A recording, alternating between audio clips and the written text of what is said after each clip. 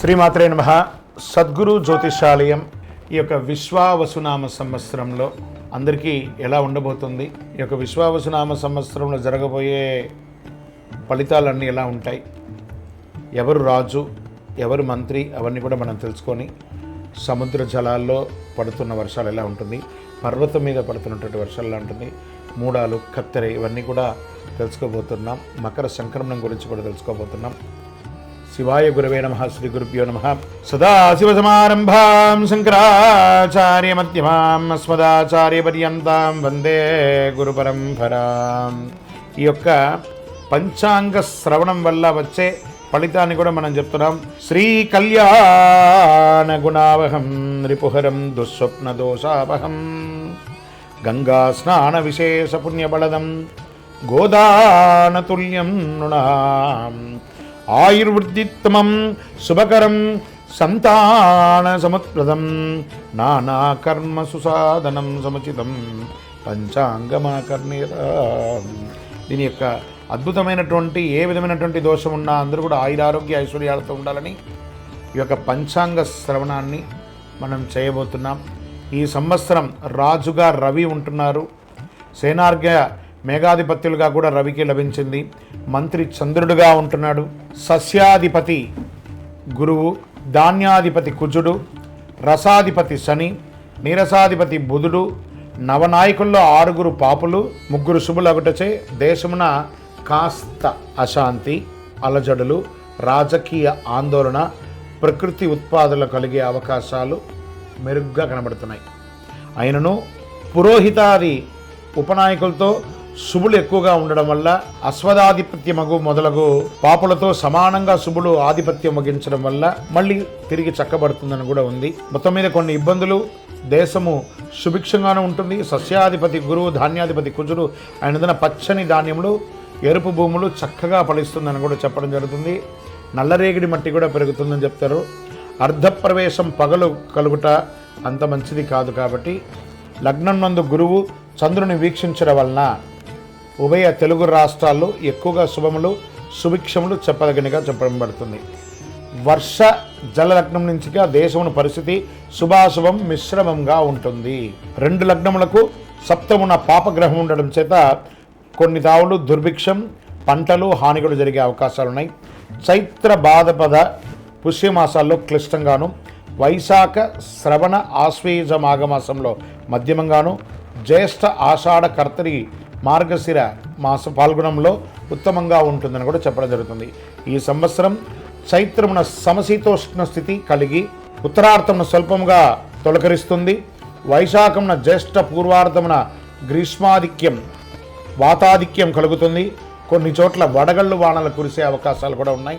జ్యేష్ఠ ఉత్తరార్థమున తొలకరించి ఆషాఢమున బీజపాపముగా కలిగించు వర్షమును, శ్రావణ భాద్రపద పూర్వార్థమున సస్యానుకూలంగా వర్షాలు కురుస్తాయి అని ఆశ్వీజ మార్గశిర మాసంలో వాయు సహితంగా అంటే గాలితో కూడినటువంటి వర్షంగా ఉంటుందని కూడా చెప్పడం జరుగుతుంది. ఈ సంవత్సరము పశునాయకత్వం సంపూర్ణంగా యమునికి లభించడం వల్ల వర్షం, పాడి పంటలు కాస్త మిశ్రమంగా కనబడుతుంది.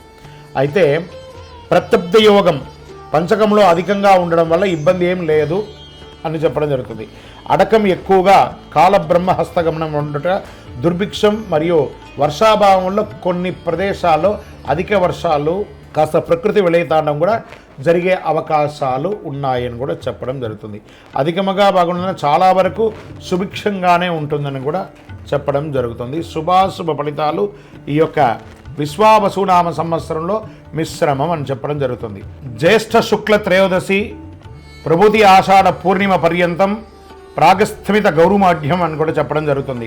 మార్గశిర శుక్ల సప్తమి ప్రభుతినామ బహుళ చతుర్దశి పర్యంతం ప్రాగస్థమిత శుక్రమౌఢ్యమి వైశాఖ శుక్ల సప్తమి ప్రభృతి జ్యేష్ఠ శుక్ల ప్రతిపత్ పర్యంతం వాస్తుకర్తరి వైశాఖ బహుళ పంచమి నుండి సరస్వతీ నదీ పుష్కరం భాద్రపద శుక్ల పూర్ణిమకు రాహుగ్రస్త సంపూర్ణ చంద్రగ్రహణం, పాల్గొన శుక్ల పూర్ణిమకు కేతుగ్రస్త గ్రస్థోదయ చంద్రగ్రహణం కలుగుతుందని పంచాంగంలో చెప్పబడుతుంది. ఈ సంవత్సరంలో పంచవత్సరాత్మలకు ద్వాదశ యుగంలో విశ్వే దేవతాగమగౌ ఈ 8వ యుగంలో చతుర్థము అనువత్సర సంజగ్నము ప్రజాపతి దేవతాగమగుణం శ్రీ విశ్వావసునామ సంవత్సరంలో ధాన్యాదానం చేసిన మహాపుణ్యమని, ధాన్యమంతా కూడా దానం చేయడం వల్ల శాస్త్రములందు కూడా చెప్పడం జరుగుతుంది. ఈ సంవత్సరం 8 వీసముల పంట, 2 తూముల వర్షము, 3 తూముల వాయు కలిగి ప్రజలు సర్వ సౌభాగ్యములు కలుగుతున్నారని జగద్గురువుల యొక్క హితబోధ అండి ఇది. స్వస్తి విశ్వావసునామ సంవత్సరం సుచరిగత సౌరబ్ధంగా 1-9-5-5-8-8-5-1-2-6 గాను, కళ్యాది గతాబ్దిగా 5-1-2-6 సంవత్సరం గాను, శంకరాచార్యుల సంవత్సరంగా 1236 నుంచి 1237 సంవత్సరం అని చెప్పవచ్చు. విక్రమాదిత్య సంవత్సరం 2082, శాలివాహన శక శతాబ్ది 1947, ఆంగ్ల శకాబ్ద 2025-27, భారతదేశ స్వాతంత్ర్యాబ్ది 78, సృష్ట్యాది అహర్గణ 7-1-4-4-1-6-8-9-2-6 సంవత్సరంగాను, కలి అహర్గణ 1-8-7-2-2-9 గాను, విశ్వావసునామ సంవత్సరం పొడవు 354 రోజులుగా నిర్ణయించడమైంది. ఇది నిర్ణయించడం కదా, అలా వస్తుంది. ఆదత్రేయ ఫలం నిరుపతే చాంద్ర సౌరమానాభ్యాం విశ్వావసునామ సంవత్సర ఫలం అంటారు దీన్ని. ప్రభవాదిగా 39వ సంవత్సరం విశ్వావసు, విశ్వేశాం వసు యసత్, అందరికీ ధనం కలిగిస్తుంది. విశ్వావసు సంవత్సరమున పంటలు మధ్యముగా ఉన్నా, అల్పవృష్టి ఉన్నా, కాస్త దొంగతనం, చోరభయం, రోగాదులు అధికంగా అయ్యే అవకాశాలుగా కూడా చెప్పడం జరుగుతుంది. ఈ యొక్క షష్టగ్రహ కూటమి కూడా ఉగాది రోజే అవుతుంది కాబట్టి కాస్త జాగ్రత్తగా, ఆరోగ్యం పట్ల జాగ్రత్త వహించాలని కూడా చెప్పడం జరుగుతుంది. గురువు ఉదయాబ్ది ఫలం అనగా గురువు అస్తమించిన తర్వాత తిరిగి ఉదయించేటప్పుడు ఏ నక్షత్రంలో ఉదయిస్తున్నాడో ఆ నక్షత్రాన్ని అనుసరించి ఆబ్దం ఉంటుందన్నమాట. జూలై 9, 2025 గురు ఆరుద్ర నక్షత్రం 2వ పాదంలో ఉదయిస్తున్నారు. కావున మార్గశీర్షాబ్దం అని కూడా చెప్తున్నారు. మార్గశీర్షాబ్దం మిడతలు, పక్షులు, ఎలుకలు, మృగములు మొదలగు వాటి వల్ల సస్యములు నశింపజేసే అవకాశాలు ఎక్కువ ఉన్నాయి, తక్కువ పడతాయి, రోగపీడితం అధికం అవుతుందని కూడా చెప్పడం జరుగుతుంది. విశ్వావసునామ సంవత్సరంలో రాజాది నవనాయకుల్ని విడివిడిగా మనం ఇప్పుడు తెలుసుకుంటాం. చైత్రశుద్ధ పాడ్యమి వారాధిపతి రాజు రవి. రవి మేష సంక్రమణం వారాధిపతి మంత్రి చంద్రుడు. రవి సింహ సంక్రమణ వారాధిపతిగా సేనాధిపతి రవి. రవి కర్కాటక సంక్రమణ వారాధిపతిగా సస్యాధిపతి గురు.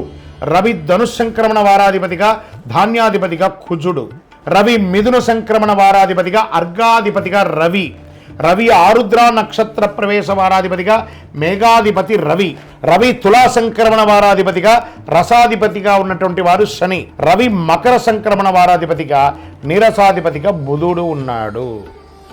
రవి రాజుగా ఉండడం వల్ల పరస్పర వైరములు కలుగుతాయి. మేఘాలు సమవృష్టి కలిగి ఉంటాయి. ప్రజలకు రాజుల వల్ల, శస్త్రముల వల్ల, చోరాగ్ని వల్ల చిన్న చిన్న ఇబ్బందులు వచ్చే అవకాశాలు ఉంటాయి, జాగ్రత్త పడండి అని పంచాంగం చెప్తుంది. ఇదంతా కూడాను వ్యక్తిగా సృష్టించింది కాదండి. సరే, రాజు గురించి చెప్పాము, మంత్రి గురించి ఇప్పుడు తెలుసుకున్నాం. చంద్రుడు మంత్రిగా ఉన్నప్పుడు సృష్టి ఉంటుంది, సమస్త సస్యములు ఫలవంతంగా ఉంటుంది, క్షేమము ఆరోగ్యం సుభిక్షంగా ఉంటుందని కూడా చెప్పడం జరుగుతుంది. సూర్యస్థ సేనాధిపతిగా ఎలా ఉంటుంది? రాజు రవియే, సేనాధిపతి కూడా రవియే ఉండడం వల్ల సేనాధిపతి అయినప్పుడు రాజులకు పరస్పర యుద్ధం కలిగే అవకాశాలు ఉన్నాయి. మబ్బులు, వాయు పీడించే కొద్దిపాటి వర్షములు కురిసే అవకాశాలు, రక్తధాన్యములు సమృద్ధిగా పండుతాయని కూడా చెప్పడం జరుగుతున్నది. గురు సస్యాధిపతిగా ఉన్నప్పుడు వారి ఫలితం ఎలా ఉంటుంది? బృహస్పతి సస్యములకు అధిపతి అయినప్పుడు యవలు, గోధుమలు, శనగలు పూర్ణముగా పండుతాయి. పసుపు రంగు నేల చక్కగా పండుతుందని కూడా చెప్పడం జరుగుతుంది. కుజస్య దానాధిపతి ఎలా ఉంటుందని చెప్పి, కుజుడు ధాన్యాధిపతి అయినప్పుడు ముళ్ళగుల ధాన్యములు, స్వల్పధాన్యములు, సిరుధాన్యములు, ఎర్రని నేల సంపూర్ణంగా పండుతుంది అని కూడా చెప్పడం జరుగుతుంది. ఇక్కడ రవి అర్ఘ్యాధిపతిగా ఉన్నారు. వారి ఫలితం ఎలా ఉంటుందంటే, రవి అర్ఘ్యాధిపతి అయిన వెలలు, రేట్స్ అంతా కూడా తగ్గే అవకాశాలు ఉన్నాయి. వర్షములు తక్కువ కురుస్తాయి. ప్రజలు ఆకలి బాధ మరియు రాజులకు మంచి శ్రేయస్సు కలిగే అవకాశాలు కూడా చాలా బాగుందని కూడా చెప్పడం. సూర్యస్య మేఘాధిపతి, సూర్యుడే మేఘాధిపతిగా కూడా ఉంటున్నాడు. సూర్యుడు మేఘాధిపతి అయినప్పుడు వల్ల పంట స్వల్పంగా పండుతాయి, భయం అధికంగా ఉంటుంది, వర్షం తక్కువగా ఉంటుంది, ఖండవృష్టి కలిగి ఎర్రని ధాన్యం బాగా పండుతాయని కూడా చెప్పడం జరుగుతున్నాయి. శనీశ్వరుడు రసాధిపతిగా ఉంటున్నాడు. శని రసాధిపతి అయినప్పుడు నెయ్యి, నూనె, బెల్లము, తేనె మొదలుగా రసజాతులకు వెల లేకుండా ఉంటుంది, అంటే చాలా తగ్గే అవకాశాలు చాలా ఉన్నాయని చెప్తున్నాడు. బుధస్య నీరసాధిపతి, బుధుడు నీరసాధిపతిగా ఉండడం వల్ల ఈ ఉక్కు, ఖనిజములు, వివిధ ధాన్యములు సమృద్ధిగా ఉంటాయని కూడా చెప్పడం జరుగుతుంది. సో రాజాది నవనాయకుల్లో ఎవరెవరు ఎంతెంత ప్లేస్ తీసుకుంటున్నారంటే రవి 4 ప్లేస్ని తీసుకుంటున్నారు, అంటే పోర్ట్ఫోలియో అంటారు చూసారా, ఈ పోర్ట్ఫోలియోస్ని వాళ్ళు విభజించుకున్నారు. రవి 4 పోర్ట్ఫోలియో, చంద్రుడు 1, కుజుడు 1, బుధుడు 1, గురువు 1, శుక్రుడికి ఈసారి ఏం లేదు, శని భగవానికి 1. నవనాయకుల్లో 3 నాయకత్వాలు శుభగ్రహాలు, 6 నాయకత్వాలు పాపగ్రహాలుగా వచ్చాయి. నవనాయకుల్లో పాపగ్రహ నాయకత్వం ఎక్కువగా ఉంది కనుక విష్ణు సహస్రనామము లేదా చండీ సప్తసతి పారాయణము ఇలాంటివి చేయడం వల్ల చాలా అద్భుతం జరుగుతుంది అని కూడా చెప్తున్నారు.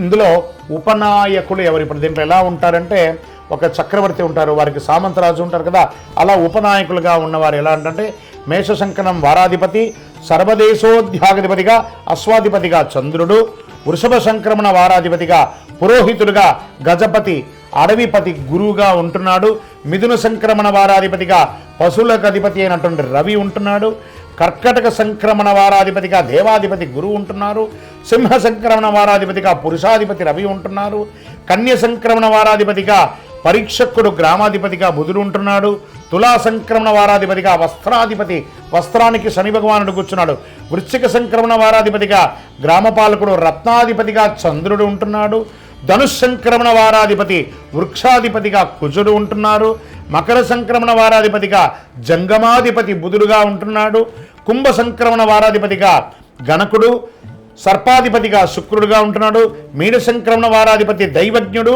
మృగాధిపతి రవిగా ఉంటున్నారు, చైత్రశుద్ధ పాడ్యమి వారాధిపతిగా రాష్ట్రాధిపతి శుభాధిపతి రవిగా ఉంటున్నారు, రవి ఆరుద్ర నక్షత్ర ప్రవేశం వారాధిపతి స్త్రీలకు అధిపతి అయినటువంటి వారు రవి ఉంటున్నారట. ఇక్కడ ఉపనాయకుల్లో ఎవరెవరు ఎంతెంత పోర్ట్ఫోలియో తీసుకుంటున్నారు అని అంటే రవి 7 స్థానాలను, చంద్రుడు 4 స్థానాలను, కుజుడు 1 స్థానాన్ని, బుధుడు 3 స్థానాలని, గురుడు 3 స్థానాలని, శుక్రుడు 2 స్థానాలని, శని భగవానుడు 1 స్థానాన్ని తీసుకొని 21 మంది ఉపనాయకుల్లో 12 నాయకత్వాలు శుభగ్రహం. చూడండి 21లో డివైడ్ చేసుకుంటే 12 మంది క్షేమం చేసేవాళ్ళు. ఇక్కడ చూడండి ప్రధానంలో కొంతమంది తక్కువ ఉండేసరికి దీన్ని ఏం చేస్తుందంటే ఇది బ్యాలెన్స్ చేస్తుంది, అక్కడ చెడు వచ్చినా ఇక్కడ మంచి చేసేసరికి ప్రజలకి అద్భుతం జరుగుతుందని చెప్తుంది. సో 9 మంది నాయకత్వాలు పాపగ్రహాలుగా ఉన్నారు. మేఘాధిపతి నిర్ణయం ఎలా చెప్పడం జరుగుతుంది? 1947 × 8/9 = 6 శేషంగా చెప్పడం వల్ల నీలనామకో మేఘంగా చెప్పడం జరుగుతుంది. ఈ సంవత్సరం నీల పేరు గల మేఘంగా వర్షించును. దీని ఫలితం ఎలా ఉంటుంది అని అనుకంటే అడక చాలా అద్భుతమైనటువంటి వర్షంగా ఉంటుందని కూడా చెప్పడం జరుగుతుంది. అడకాది నిర్ణయం నవనాయకులు రాజును బట్టి నిర్ణయించాలి. రాజు రవి కనుక అడక 2 ఎలా ఉంటుంది? 10 భాగాలు సముద్రంలో, 7 భాగాలు పర్వతాలపైన, 2 భాగాలు భూమిపైన వర్షం కురుస్తుంది. పశునాయక నిర్ణయం ఎవరన్నారంటే దానికి అధిపతి యముడుగా ఉన్నాడు. ప్రతి సంవత్సరం చైత్రశుద్ధ పాఠమి వారాధిపతి నుండి పశునాయకుడి యొక్క నిర్ణయం జరుగుతుంది. చైత్రశుద్ధ పాఠ్యమి వారాధిపతిగా రవి = యముడుగా పశునాయకుడుగా ఉంటున్నాడు. సూర్యకుజులు రాజులై యముడు పశుపాలకులు అవుతాడు. బుధ శనులు రాజులైనచో బలరాముడు, చంద్రగృహ శుక్రుడు రాజులైతే శ్రీకృష్ణుడు పశుపాలకులు అవుతారు. యముడు పశుపాలకుడు అయితే పశునాశనం జరిగే అవకాశాలు ఉన్నాయి, జాగ్రత్త పడండి. బలరాముడు పశుపాలకుడు అయితే వానలు బాగుంటుంది, గోపాలుడు పశుపాలుడు అయితే గోవులు పాలించబడతాయి. ఓకే, ఈ సంవత్సరం వచ్చే పుష్కరం దేనికి ఏ నదికి వస్తుందంటే సరస్వతీ నదికి పుష్కరాలు వస్తున్నాయి. 14 మే 2025 బుధవారం శ్రీ విశ్వావసునామ సంవత్సరం వైశాఖ బహుళ విధియ నాడు గురువు రాత్రి 9:21 మిథున రాశి ప్రవేశం చేయడం వల్ల పుష్కర స్నాన ఆరంభం గురువారం అరుణోదయ వేళ నుండి అని చెప్పారు. 15 మే 2025 విశ్వావసునామ సంవత్సర వైశాఖ బహుళ తదియ గురువారం నుండి 26 మే 2025 వైశాఖ బహుళ చతుర్దశి సోమవారం వరకు సార్ధ త్రికోటి తీర్థ రాజ సహిత సరస్వతీ నదికి పుష్కరాలుగా నిర్ణయించడం అయింది. ఇక విశ్వావసునామ సంవత్సరంలో మైఢ్యమి కర్తరి గురుమౌఢ్యమి శుక్రమౌఢ్యమి అంతా ఎలా వస్తుంది, ఈ రోజుల్లో ఏం చేయాలి చేయకూడదని ఉంటుంది కదా, అది ఎప్పుడు ఉంది, ఆ శుభకార్యాలు ఎందుకు చేయకూడదు, ఏ సమయంలో ఉండకూడదని ఇదివరకు మనం చెప్పున్నాం. కానీ డేట్ మాత్రం ఇప్పుడు మనం చెప్పుకున్నాం. శ్రీ గురుమౌఢ్యమి జూన్ 9, 2025 నుండి జూలై 9, 2025 వరకు, శ్రీ విశ్వావసునామ సంవత్సర జ్యేష్ఠ శుద్ధ త్రయోదశి సోమవారం నుండి ఆషాఢ శుద్ధ చతుర్దశి బుధవారం వరకు గురుమౌఢ్యమి ఉంటుంది. శుక్రమౌఢ్యమి నవంబర్ 26, 2025 నుండి ఫిబ్రవరి 17, 2020 వరకు, శ్రీ విశ్వావసునామ సంవత్సర మార్గశిర శుద్ధ షష్ఠి బుధవారం నుండి మాఘ బహుళ అమావాస్య మంగళవారం వరకు శుక్రమౌఢ్యమి. ఆల్మోస్ట్ ఆల్ ఒక 3 నెలలు ముహూర్తాలు ఉండవు, నవంబర్ నుండి మొదలు పెడితే ఫిబ్రవరి వరకు. కాబట్టి వివాహం, గృహప్రవేశం అవన్నీ చేసుకోవాలనుకున్న వాళ్ళు మంచి సమయం చూసుకొని ఇవన్నీ చేసేసుకోండి. సరే, వాస్తుకర్తరి ఎప్పుడు వస్తుంది? వాస్తుకర్తరి ప్రారంభం రవి భరణి 3వ ప్రవేశం మే 4, 2025. వాస్తుకర్తరి పరిసమాప్తం రవి రోహిణి 2వ ప్రవేశం మే 28, 2025. శ్రీ విశ్వావసునామ సంవత్సర వైశాఖ శుద్ధ సప్తమి నుండి జ్యేష్ఠ శుద్ధ పాఠ్యమి వరకు వాస్తుకర్తరి ఉంటుంది. ఈ సమయాల్లో ఏ విధమైనటువంటి శుభకార్యాలు చేయకూడదు అని అంటారు. రవి ఆరుద్ర నక్షత్రం ప్రవేశం ఎలా ఉంటుందంటే జూన్ 22, 2025 రవి ఆరుద్ర 1 మధ్యాహ్నం 2 గంటల 10 నిమిషాలకి రవి ఆరుద్ర నక్షత్ర ప్రవేశం. విశ్వావసునామ సంవత్సర జ్యేష్ఠ శుద్ధ బహుళ ద్వాదశి నాడు రవి ఆరుద్ర నక్షత్ర ప్రవేశం చేస్తుంది. తిథి బహుళ ద్వాదశి ఉత్తమం, వారం ఆదివారం పశుపక్షం, నక్షత్రం భరణి దానివల్ల అశుభం, యోగ సుకర్మం సువృష్టి, కరణం బాలువ సువిక్షం, లగ్నం తుల వృష్టి, పగలు రాత్రి ఫలం పగలు, సస్యనాశనం. పై 7 అంశాల్లో 4 అంశాలు అనుకూలంగా ఉండడం వల్ల రవి ఆరుద్ర నక్షత్ర ఫలితాలు ఈ సంవత్సరం శుభప్రదంగా వర్షాలు కురుస్తాయని చెప్పడం జరుగుతుంది. గ్రహణాలు ఈ సంవత్సరంలో ఎప్పుడుంది?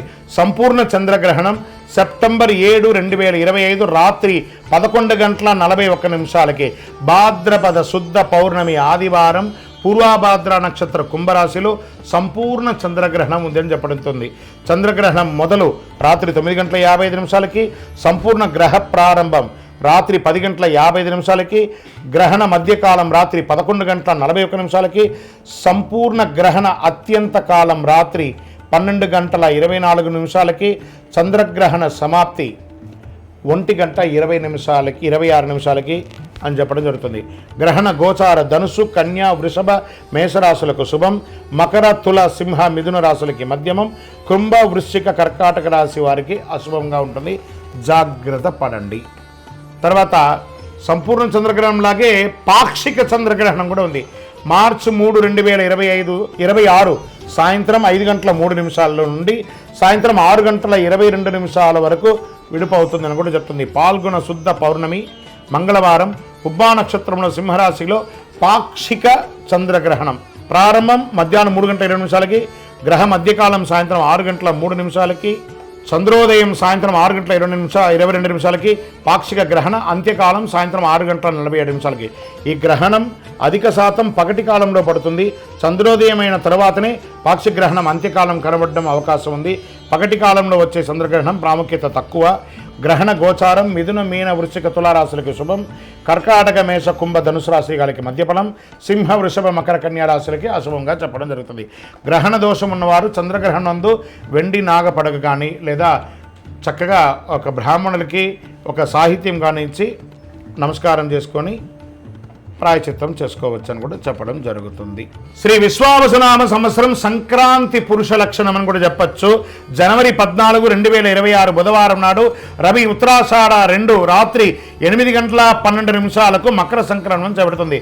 జనవరి 14, 2020 నాటి పంచాంగంలో బుధవారం పుష్యమి నక్షత్రం బహుళ ఏకాదశి సాయంత్రం 5 గంటల 5 నిమిషాలకి, అనురాధ రాత్రి 2 గంటల 30 నిమిషాలు, గంట రాత్రి 8 గంటల 3, భలవ సాయంత్రం 5 గంటల 5, కౌలవ తెల్లవారుజామున ఉదయం 6 గంటల 10 నిమిషాలకి, పక్షం బహుళ, దేశ సుభిక్ష క్షేమారోగ్యం కలిగి అద్భుతంగా ఉంటుంది. తిథి ద్వాదశి సుఖము, వారం బుధవారం కావున సంక్రాంతి పురుషుడు, మందాకిని నామం కలిగి ఉండడం, రాజులకు ఉపద్రవాలు కలిగే అవకాశాలున్నాయి. కుంకుమ స్నానం చే శుభం కలుగుతుంది. చిత్రవస్త్రములు, శంఖచంద్రములు ధరలు కలిగే అవకాశాలున్నాయి. కరణం కౌళవ కరణం కనుక పసుపు వస్త్రధారణ వల్ల, యుద్ధ జన కాలంలో కుంకుమ గంధ లేపనం వల్ల ఆకలి ఎక్కువ అవుతుంది, స్త్రీ పురుషులకు గొడవలు అయ్యే అవకాశాలు ఎక్కువ కనబడుతున్నాయి. వెండి ధరించడం వల్ల వెల పెరుగుతుంది. రాగి పాత్ర భోజనం వల్ల లోహనాశనం, భక్ష్యం భుజించడం వల్ల ప్రజాపీడ, మామిడి పండు భుజించడం వల్ల నటులకు ఇబ్బంది, కత్తి ఆయుధం ధరించడం వల్ల ప్రజలకు క్షుద్బాధ, వ్యాధి, అగ్నిభయం కలుగుతుంది. మకర సంక్రమణం వల్ల పీతచత్రము వల్ల శుభము, వరాహ వాహనం ఎక్కడం వల్ల రాజపీడ, ప్రజాముఖంతో ఉండడం వల్ల వర్షబలంలో అధికంగా నిల్చుని ఉండడం వల్ల సృష్టి, ఉత్తరగమనం వల్ల ఉత్తర దేశము సుభిక్షంగా ఉంటుంది అని కూడా చెప్పడం జరుగుతుంది. లగ్నం సింహ పురుష చింతం, రాత్రి ఫలం రుద్రులకు ఇబ్బంది. సంక్రాంతి పుణ్యకాలం జనవరి 14, 26 బుధవారం నాడు రవి ఉత్తరాషాఢ రాత్రి 8:12 వరకు మకర సంక్రమణం చేయబడుతుంది. ఇప్పుడు మనం ఈ యొక్క శ్రీ విశ్వావసునామ సంవత్సరంలో కందాయ ఫలములు సంవత్సర ఫలాన్ని కూడా మనం చెప్పుకుంటున్నాం.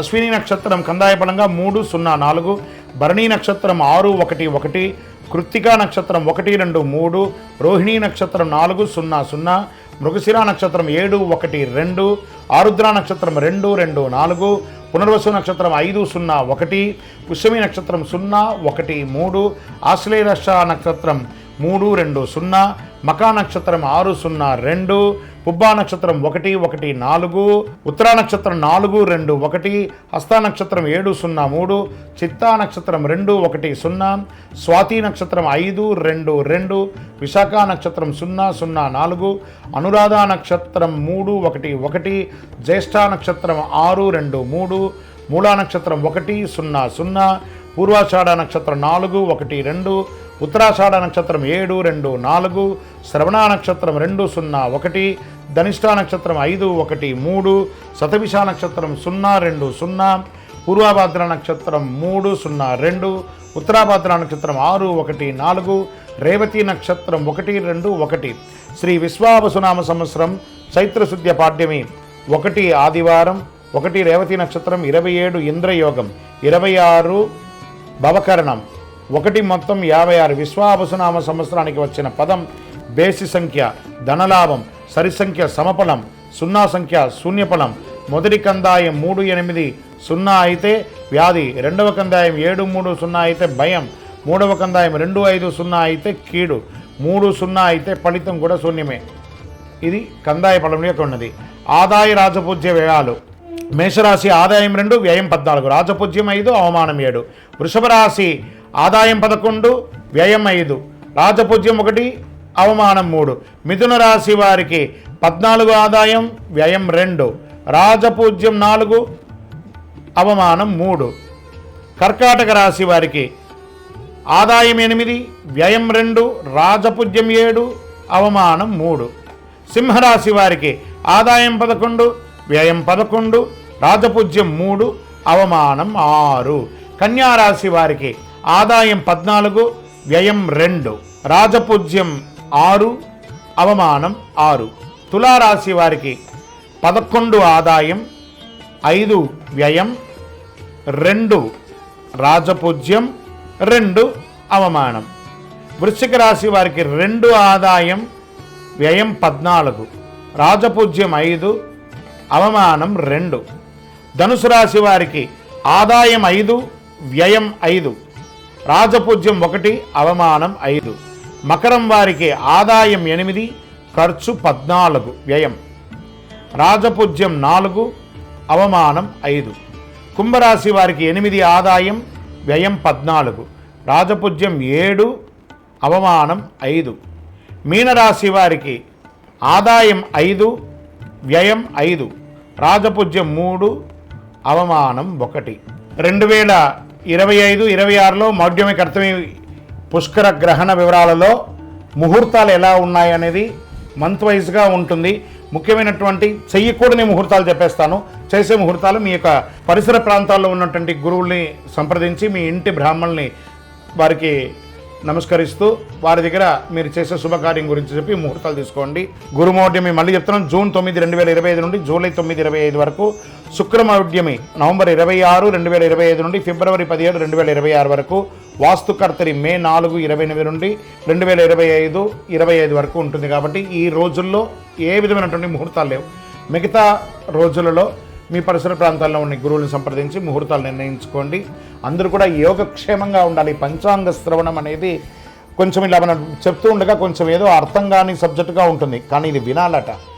ఇది వింటేనే మనం ఏంటో తెలుస్తుందని చెప్పేసి. ఇప్పుడు జనరల్గా మనం ఒక టెస్ట్కి మన శరీరంలో పోతే నఖశిక పర్యంతం ఎలా టెస్ట్ తీస్తే చాలా రిపోర్ట్స్ ఇస్తారు, మనకి అర్థం కాదు, కానీ డాక్టర్ చూసి ఇది అని చెప్పేస్తారు. అలా అది అర్థం కాకపోయినా పంచాంగ శ్రవణాన్ని కనీసం సంవత్సరంలో ఒకరోజైనా వినాలి. ఈ పంచాంగ శ్రవణం విన్న ప్రతి ఒక్కరు కూడాను ఆయురారోగ్య ఐశ్వర్య భోగభాగ్యాలతో ఉండాలని అఖిలాండ కోటి బ్రహ్మాండ నాయకుడు శ్రీ ధర్మశాస్త్ర అయ్యప్ప స్వామి వారిని మీకోసం ప్రార్థన చేస్తూనే ఉంటాను. అందరూ క్షేమంగా ఉండండి, కరుంగాళి మాల ధరించండి, ఆరోగ్యంగా ఉండండి, ఐశ్వర్యంగా ఉండండి, సంపన్నంగా ఉండండి. విజయోస్తు.